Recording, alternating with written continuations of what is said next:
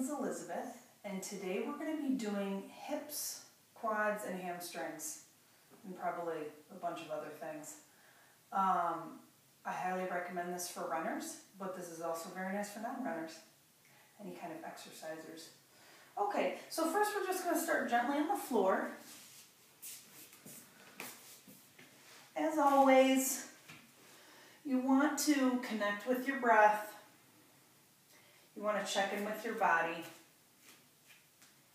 You don't want to make any hasty decisions here. And then when you think you're ready, you just take one ankle up onto the knee. You can do a little swinging. See what your hip can do today. And then we're going to lift the opposite leg off. You can grab it if you want. And just try to even out the weight on the hips. You can very gently press your knee back away from you if you want a little bit more of a stretch. Just notice.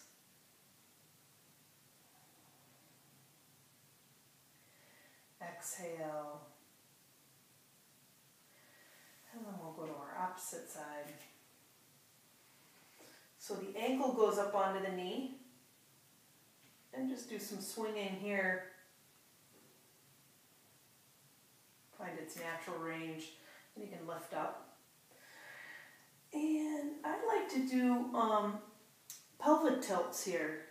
That feels good to me. Drawing the tailbone down towards the floor. And then tucking the tailbone. And then drawing it down towards the floor. I also like to even out the weight on the hips. Right? So more side to side. Just explore. Begin to notice where you're tight. Breathe, exhale. Inhale down to the belly. Exhale. Okay. And today, for the props, I have a blanket, a belt, and a block. We'll use the belt right now. Like I said, I would do this with the Supta Padangusthasana video. But we're going to do a little bit right here. So let's just come up to one. And here you want to be very engaged, right? This pose is not floppy. All of your femurs want to come back home. They want to come back to the center. So nice and firm. And you can really use your quad to open up the back of the knee if you tend to be, if you hyperflex. Then you want to bend a little bit and secure it open, but not backwards. And even if you're really inflexible like me, like I have a very tight body, I have to protect it, and I don't like to use the word lock, but I have to lock it right into place, not overbent, not underbent, not underbent. We probably tend to underbend. Okay, and then switch hands with the belt. We'll do 2.5. So take your yoga crease, right? That's a little crease that where your leg meets your pelvis, and put your thumb right into it. Press it. Press it down so the hip wants to go down towards that other foot. And then draw your foot back towards your head, towards your other shoulder. And you'll feel a nice stretch on the back of the outside of the leg. Both hips are down on the floor. Okay, so let's try the other leg. Doesn't matter which side you're doing first. Make sure you switch it up, or at least I have to, because I tend to do one side longer than the other. All right, again, you want to lock your leg right into place. Not too bent, not too underbent, but nice and firm. Everything's engaged. Both legs are engaged, both quads. The femurs are coming back home, coming back to the pelvic bowl. My shoulders down. And it's almost like you're resisting yourself. It's a stretch, but actually you're pushing that way. You're pushing away. So the leg is sort of resisting the stretch, and then the belt or the hand, if you can reach your hand up to the foot, is pulling it towards you. But it's a very firm stretch. All right, and let's switch hands with the belt. And then again, you take your yoga crease, you take your thumb into your yoga crease. That's my name for it. I make up names all the time. That's cool, I can. Alright, and so press your hip down that way to your other foot and draw this foot back this way.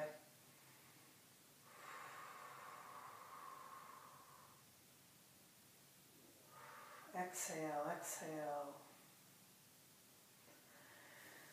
And then we can come back down.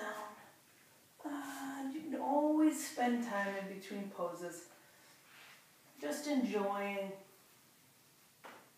For the sake of the video, I won't spend too long.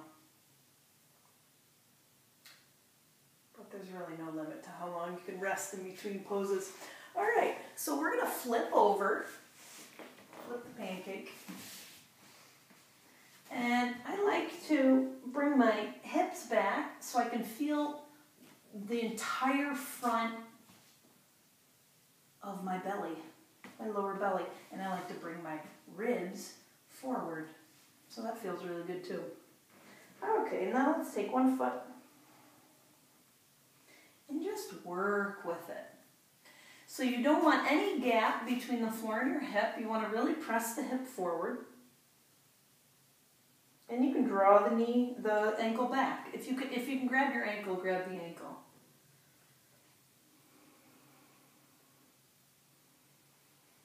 Breathe here. And you'll notice if you flex your glute, you can take your foot up higher, take your knee off the mat. I don't know if you can see that, my pants kind of blend into the mat. But I'm taking my knee off the mat. You don't want to overstretch the knee. Just be careful. Don't be overzealous. Okay, and let's try the other leg. Again, they're different. Just notice. You can sort of relax your head on the floor and your arm. You want to press the hip down. And the knee is going down towards the other foot. And then you can take the foot, the ankle, to the outside of the leg, to the outside seam. I should have told you that on the other side too. You can do that both sides.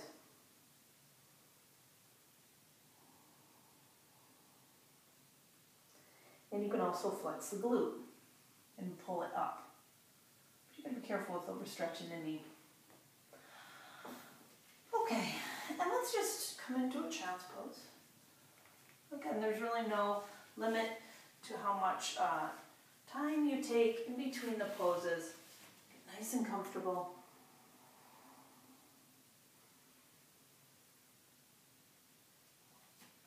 In this video, this is really the only chest and shoulder work we're going to do, so let's extend it. Reach your fingers out, lift the elbows up. Breathe into the ribs. Okay, and let's come up.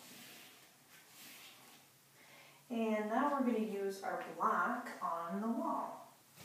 So just put your block up to the wall.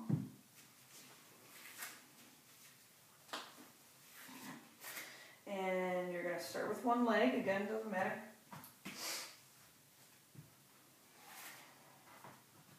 Press your entire foot into the block.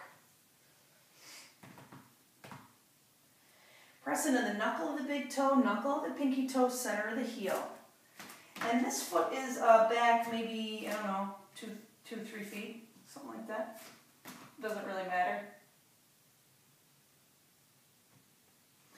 And you're going to come forward with an open heart. You're going to lift your tailbone, lift your sits bones.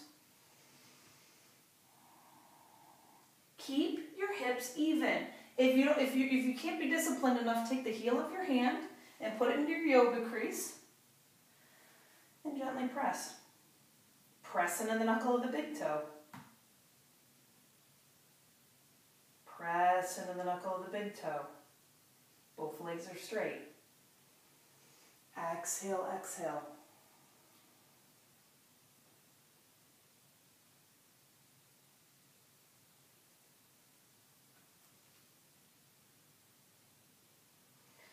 And then you're going going to take that same hand to the same hip, and you're going to sort of walk this hand over the opposite side for a little twist. Again, the twist, open front. Don't twist. Don't twist just to get down, okay? Open front. And you can go down further than me. Sure you can. And you'll notice this is like 2.5. Pie de Sasson, well, 2.5, that's what I call it. That's another made-up name, by the way. Don't be afraid. I know what I'm talking about. All right, again, if your hip is coming up, put the heel of your hand in your yoga crease. Press into the knuckle of the big toe. Okay, and let's come up. And we can switch feet. The entire foot is on the block. Press into the knuckle of the big toe, knuckle of the pinky toe, center of the heel. Come down with an open heart. Open heart, lift your tailbone. Take your palm, take the heel of your hand, put it in your yoga crease. Press in the knuckle of the big toe. And again, if you're anything like me and you've overstretched, you need to rein it back in. So it's as if someone's pushing me, right? I need to tighten all this back up because of my excitement to get more flexible. It seems I've overstretched some things. So lift the tailbone, but it's nice and firm. My hips are trying to come back towards one another so that I don't completely overstretch. And if I press in on the knuckle of the big toe again, it's nice and firm. Because you need to engage the muscles as you stretch them. Okay, and so let's take the hand to the hip and twist. Exhale, breathe, the front of the belly is open.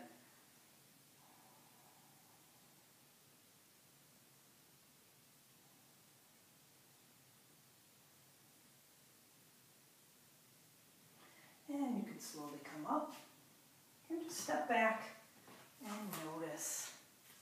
Notice your legs can feel really good. You can always stay in those poses longer. Okay, now we're going to come back to the floor. You're going to take your blanket. We're just going to put it under, because you're going to want it under your knees. Okay? And you're going to take your one foot up here. We can get into a downward dog. Come to it from a downward dog.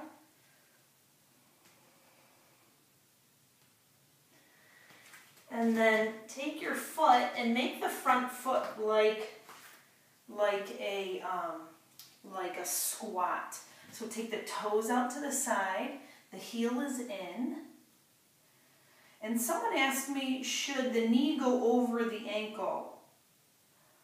Well, it probably won't. If this knee is back far enough, it really won't. Will it come up to the side? Yes, because it's like a squatting foot.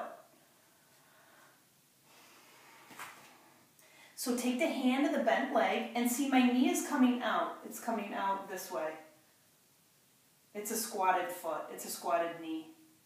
And just work with it here. Again, let's not overstretch. You don't want to hang, so you do have to have a certain amount of bringing back up, coming back up, coming back to your pelvic bowl. Little Mula Bandha, which I haven't talked about yet, but it's like a big Kegel. You can sort of rein it back up, rein it back in. Okay, so take the hand of the bent leg, put it on your sacrum, and now we're going to begin to open our chest. And breathe. And then lift your foot up. Notice I'm still stretching the hip flexor, right? I grabbed my foot, but I didn't go like this to grab it. If you go like that to grab it, don't bother. You're not getting a stretch.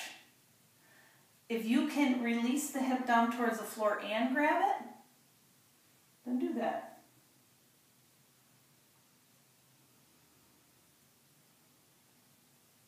Exhale, exhale, exhale.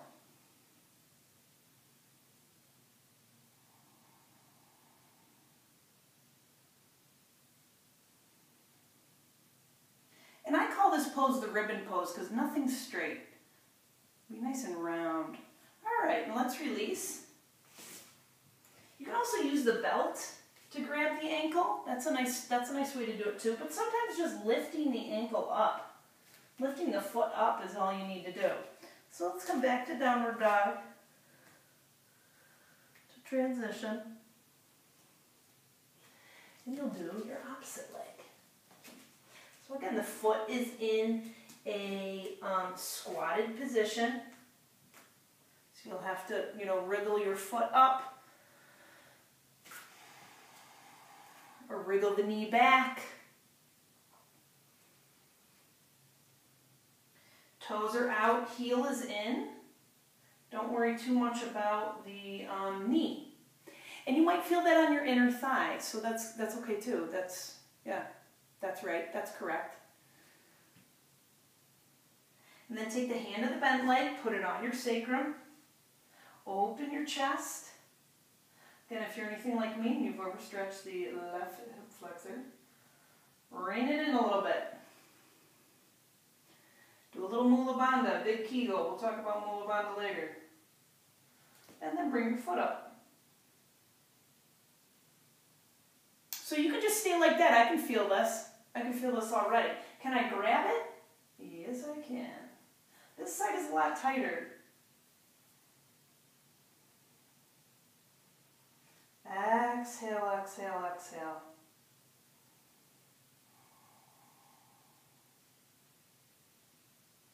And I'm really opening my chest too. You can really open the front of the body, from the hip, from the quad, all the way up to the shoulder. Open that front body. Exhale. And release. And we can come back to downward dog. Lift the tailbone up. Lift the sits bones up.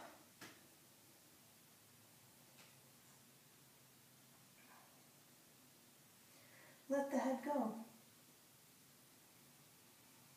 If your heels are at all close to the ground in your downward dog, and I could talk forever about downward dog.